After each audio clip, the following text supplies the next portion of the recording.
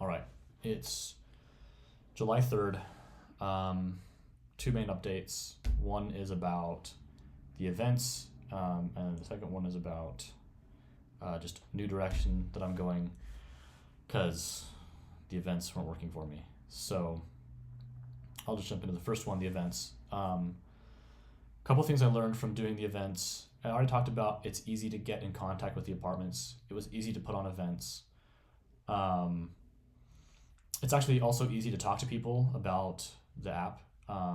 Turns out if you set up a booth, nobody just walks up to your booth and says, "Tell me about your cool app and let me download it." Um, I learned that really fast. So that was like the first event where I was just like, okay, this is not working. So what I found out works is when I would set up by the pool.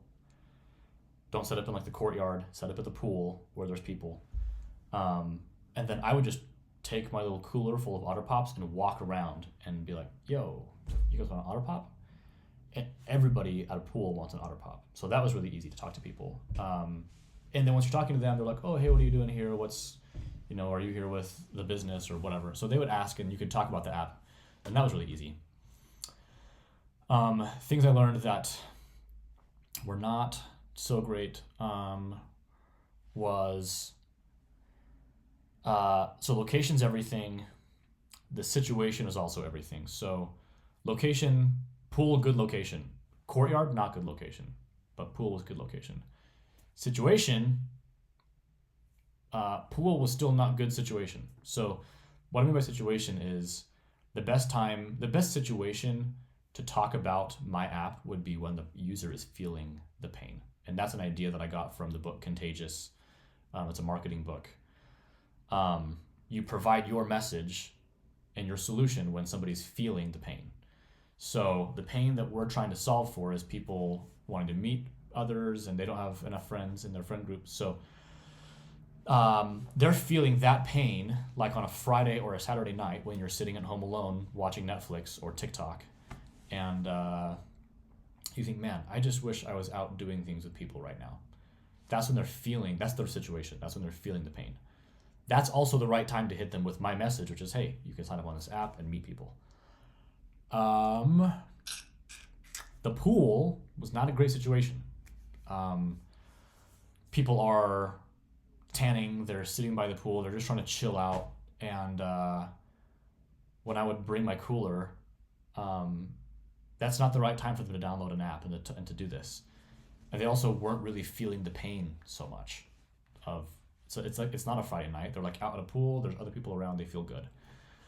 And also like their phone is like by their towel on just the lounge chair. So even if they were interested, like nobody is so interested that they jumped out of the pool, went over to their towel, grabbed their phone and like downloaded my app. That's just not how it worked. So wrong situation. It was also probably the wrong type of event and the wrong type of like this kind of event was not attracting my kind of user. The people at the pool were typically people who had texted a friend and said, "Hey, let's go to the pool on Saturday." And so they were there with a friend. And so when I talked about my app for finding friends, they'd say, "Oh, that's a good idea." And they would just go back to talking to their friend that they were there with. So those are some hard lessons to learn because I realized I could put a lot of these events on. But if the people at the event are not in my target demographic and the situation isn't right, I will not get a lot of users. And I didn't. I think of all the events I did, I got one person to fully sign up for the app and download it. So that's just not scalable again. Like if I had to put on 100 events to get 100 users, which out of my 3 events or 4 events, I got one person. So that was like 4 weeks of work to get one user. And 100 events would cost me $1,000. They're $10 each. And it would take, if I did one a weekend, that would take 2 years. And if I did 2 a weekend, it would still take me a year and $1,000 to put all this on. So it just it's not great. So I did those events And then June, I just spent depressed because I didn't know what to do. I spent a while thinking this app isn't going to work. I'm out of ideas on how to get users, so I should just pivot to a new app that will be easier to distribute. Um, and yeah, I was just depressed for like 3-4 weeks. But in the last 4 days, I've had just some time to think and about specifically the problem. If I were to stick with this app, but if the constraint was now, I need someone else to do distribution for me. Like, I don't want to have to host events to distribute my app. I want someone else to do something to distribute my app. What would I do? And that made me go, it gave me an idea that makes me want to go in a new direction for the app. So that's the second part of the video that I'll get into now, which is distribution is all about leveraging existing things. Like, for me to do distribution, I have to host the event and like create a following, or like I have to get the people there, and then distribute.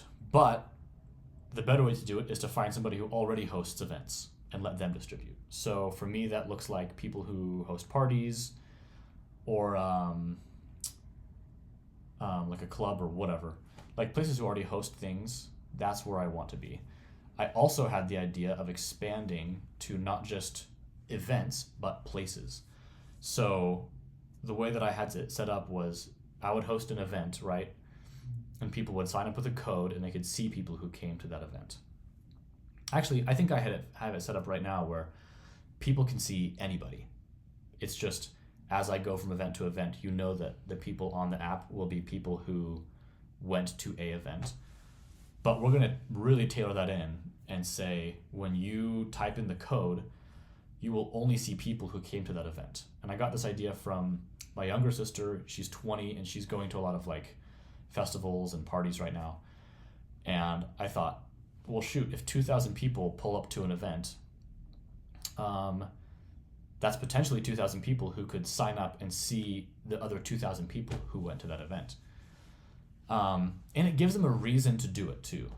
And the reason is I want to see, like, I may have seen this cute guy, or I saw this really hot girl at this party, and I want to, like, I didn't get their number, I didn't get their Snapchat or something. I want to do that, after I go home. Or I signed up looking for one cute girl and I saw a different cute girl and I got to just chat with her because she also went that same night and we just didn't get to meet up or whatever. So there's that. But then the second thing I thought of was, instead of just restricting it to events, we're also going to go to venues and like places, because places have distribution too. And the top few that I thought of were gyms, coffee shops, libraries, places like that, where if you sign up on a typical dating app, you just see anybody within like a 20-mile radius of where you live. And that's weird. Like, they don't even live in the same city as you. What I think is a way better user experience is, let's say I go to the gym 5 days a week. If I signed up and used the code from the gym, I would know anybody I'm seeing go to the gym that I go to. So my gym crush might be on there, and then I could match with them there and chat with them afterwards.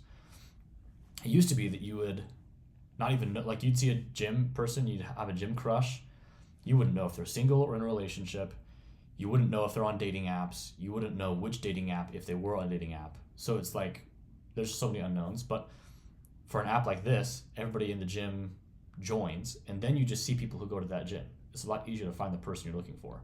Same thing with a party. You show up to a party, you see a lot of cute girls, you see a lot of cute guys. Instead of being like, man, are they single? Are they dating? What's the deal here? Like, you just log on afterwards with the code and you see everybody, and then you could type on their profile and then be like, okay, that person is in a relationship. This person's not. You're going to like them and try and match with them, and then you can start talking to them. Same thing with coffee shops. Coffee shop has a little code, and you could find people who go to your same coffee shop. Library. I thought library primarily because my wife likes books, and book girls, I think, have a really hard time finding each other, just because when you read a book, you kind of just sit in your bed and read a book. You're not going out to like big events and meeting people who read books. But if you could go to the library and your local library had a little code and you saw other girlies who read books, you could make friends with other girlies who read books. So we're taking the dating experience of like a normal dating app, we're generalizing it to just finding friends. So couples can find other people, single people can find other people, but we're also making it hyper local. So instead of saying, oh, we met on a dating app and we lived like 20 miles away from each other, like that, I think the weird thing is dating apps did a good job of giving people a broad range of other people to see. And they try and do a good job of giving you a bio and interests that you can put on your profile to try and match people together. But before dating apps, the way that you met people was at a bar, it was at a coffee shop, it was at your library, it was at the gym. Like you had to go somewhere that you close to where you lived and meet somebody, and that's how you made friends.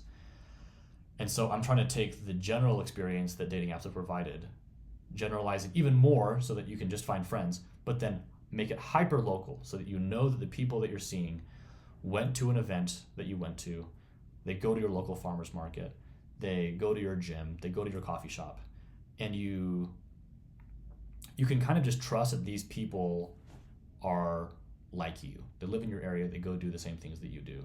And I think that's a lot better of a user experience.